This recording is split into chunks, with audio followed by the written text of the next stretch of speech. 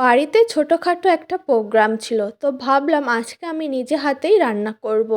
তো 30 জনের জন্য আজকে আমি পটল আর চিংড়ি রান্না করব। আশা করি ভিডিওটা প্রথম থেকে শেষ পর্যন্ত দেখবেন। আর তরকারিটা অনেক সুন্দর হয়েছিল।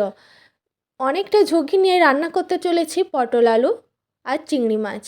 তো প্রথমে আমি বেশ অনেকটা পরিমাণেই তেল দিয়ে দিলাম, পেঁয়াজ দিয়ে দিলাম, পেঁয়াজটা লাল লাল হয়ে আসলে দিয়ে দিলাম 400 গ্রাম চিংড়ি মাছ। চিংড়ি মাছটা একটু ফ্রাই করে নেব কিছুক্ষণ টাইম ধরে, 5 থেকে 7 মিনিট টাইম ধরে। তারপর এর মধ্যে দিয়ে দিলাম আদা রসুন বাটা। আদা রসুন বাটার গন্ধটা যাওয়ার পর্যন্ত অবশ্যই একটু রান্না করে নিতে হবে। সঙ্গে দিয়ে দিলাম খুবই সামান্য পরিমাণে হলুদের গুঁড়া, আর একটু জল দিলাম। মিক্সিং জারটা ধুয়ে এর মধ্যে সামান্য পরিমাণে জল দিয়ে দিলাম, দিয়ে আবারও একটু কষিয়ে নেব চিংড়ি মাছটা। এরপর এর মধ্যে দিয়ে দেব পটলগুলো। পটলটা আমি আলাদা করে আর ভেজে নিলাম না, এই তেলেই ভেজে নেব। আপনারা চাইলে পটলটা আলাদা করে ভেজে নিতে পারেন।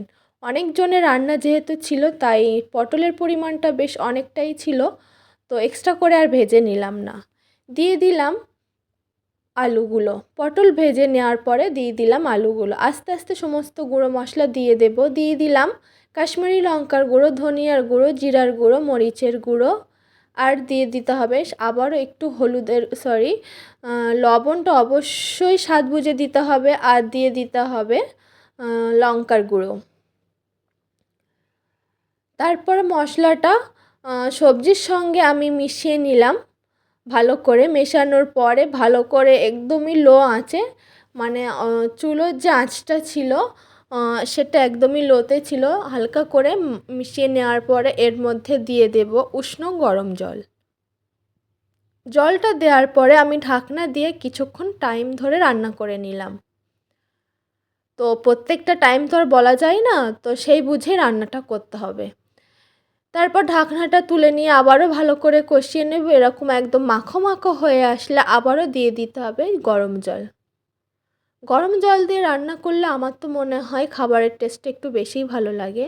এরপর জল দিয়ে ঢাকনা দিয়ে কিছুক্ষণ রান্না করে নেব।